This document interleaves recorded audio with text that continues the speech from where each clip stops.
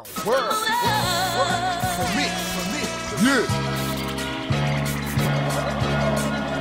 Check it out. Yo, I be like. The dilemma was to figure out which system is the best to solve the shortage of legal organ donation in America.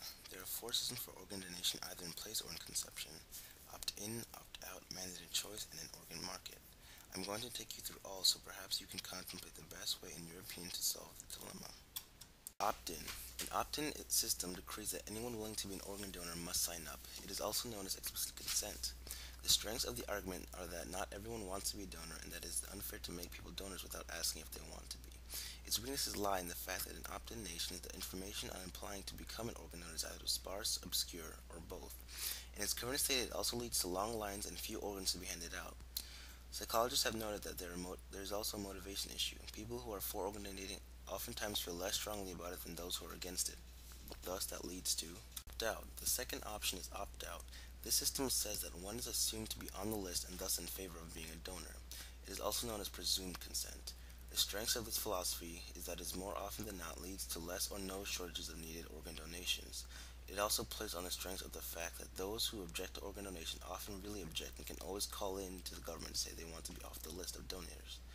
The weaknesses lie in its presumptions. The people who mainly call this out are often the religious extremists.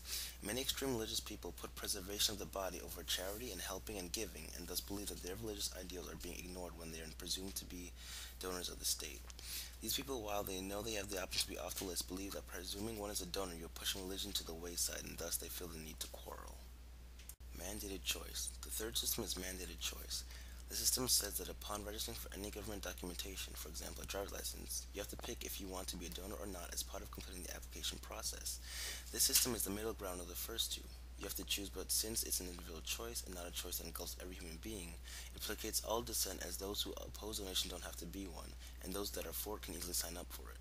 The one weakness is that people have to choose when perhaps they were not ready enough to make up their mind and make an informed decision, and thus lead them to postpone the decision and risk long DMV lines another Saturday coming back to make an informed choice. Organ market. The fourth system is an organ market. It professes that there would be no shortage as long as there will be people willing to sell either out of selflessness or with a little bit of financial motivation, or that people who need money can make some quick cash by selling their organs. The strength of the idea is that anyone at any time can purchase or sell organs for whatever price.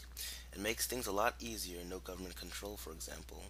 The weaknesses, which are major, are that people who have money can essentially cut the line and buy organs instead of people of lesser means. It also raises moral questions over whether it is right to sell someone's life.